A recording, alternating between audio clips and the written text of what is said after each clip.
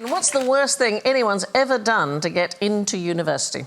Cheating? Cheating, yeah. Cheating. Murder. Murder is closest. Murdered everyone else. It was attempting to get in at the same time. All waiting to be interviewed. Yeah. You mean like a real life story or anybody anywhere in the world? Well, I'm going to do something that's real and you can just make shit up. I think that is... No, because I know a real life story as well, but like anything made up. As I don't know what's in your head, just do the first thing that's at the front. No, don't do that. Yeah, I had to block that out. I had an intrusive thought. Let me get rid of the intrusive thought. Yeah. I know a guy who genuinely got his sister to sit 2 of his A-level exams. No. Because he was going to flunk it.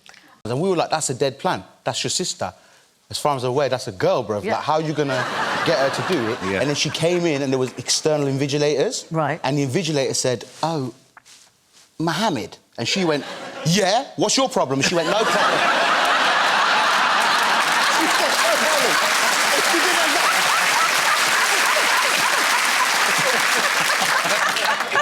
Also, she was 11. Yeah. That's a good trick. I'll try that. That's a very good thing. No, so we're talking about Scottish medical students in the 18th century, and you were closest in a way with murder, because they used to resort to body snatching in order to pay their tuition fees. So bodies were worth an enormous amount of money, but you needed to do the dissection in order to do your anatomical study.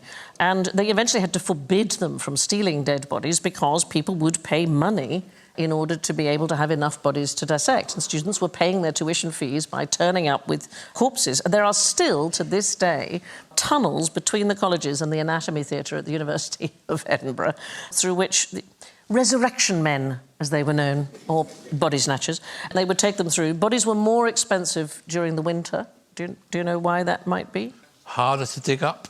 Well, also, it was colder, so they kept for longer. You don't want a warm, soggy corpse. No, not really. I've always said that. Yeah. This is another warm, soggy one. Yeah. I wrote a whole sitcom and that was my catchphrase. Oh, you don't want a soggy corpse. You know, but they did pass all sorts of acts to try and make it better so that more bodies could be made available. There was an act passed in 1752, it was called the Murder Act. Wow. And it allowed for the execution of murderers first and then for the corpses to be used for studying.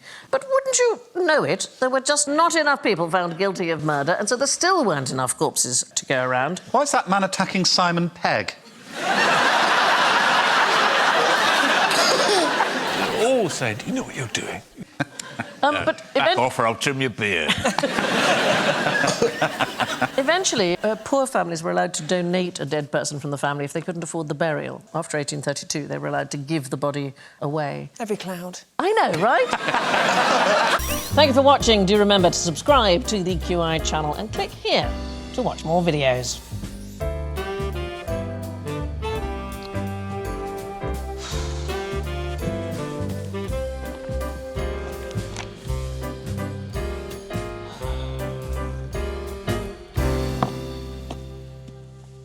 Please, come on, pick something.